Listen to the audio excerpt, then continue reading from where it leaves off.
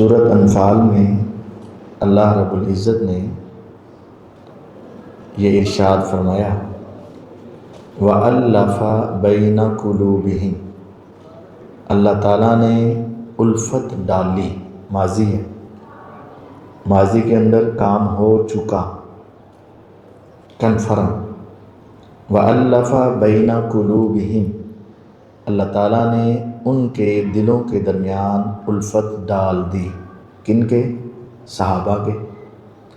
لو انفقت ما فی الارض جمیعا، اگر آپ خرچ کرتے وہ تمام چیزیں جو زمین میں ہیں ساری خرچ کر دیتے، ما الفت بین قلوبہم، آپ ان کے دلوں کے درمیان الفت نہیں ڈال سکتے تھے۔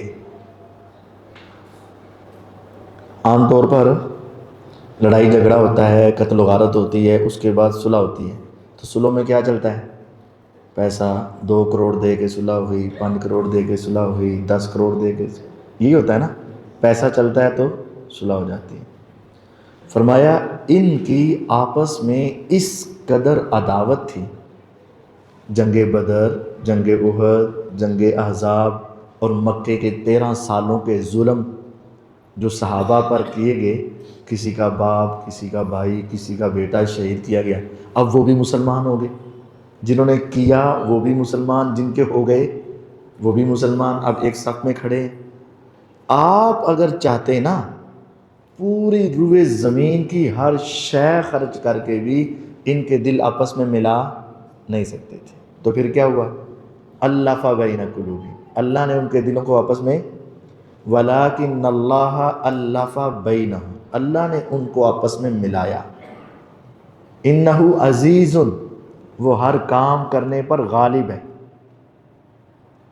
وَاللَّهُ غَالِبٌ عَلَىٰ أَمْرِهِ، وہ غالب ہے ہر کام، حکیم، اسے ہر کام کرنے کا طریقہ آتا ہے، وہ غالب ہے، حکمت والا ہے، اسے پتہ ہے کہ کون سا کام کیسے کرنا ہے۔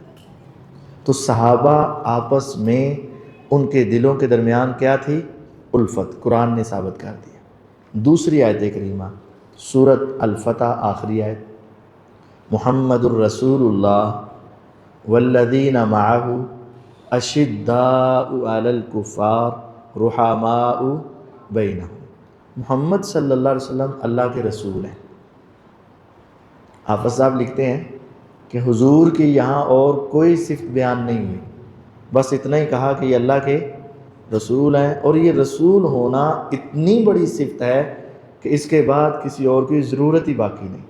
گویا کہ جب رسول اللہ کہہ دیا تو سارے محاسن ان میں جمع ہو گئے، اور آگے فرمایا والذین معہ، اور وہ لوگ جو اس پیغمبر علیہ السلام کے ساتھ ہیں، اشداء علی الکفار، وہ کافروں کے خلاف بڑے سخت ہیں، رحماء بینہم، آپس میں بڑے رحم دل ہیں۔ تو صحابہ کے دلوں کو اللہ نے جوڑ دیا اور وہ آپس میں کیا ہو گئے؟ رحم دل۔ الحسن اسلامک سینٹر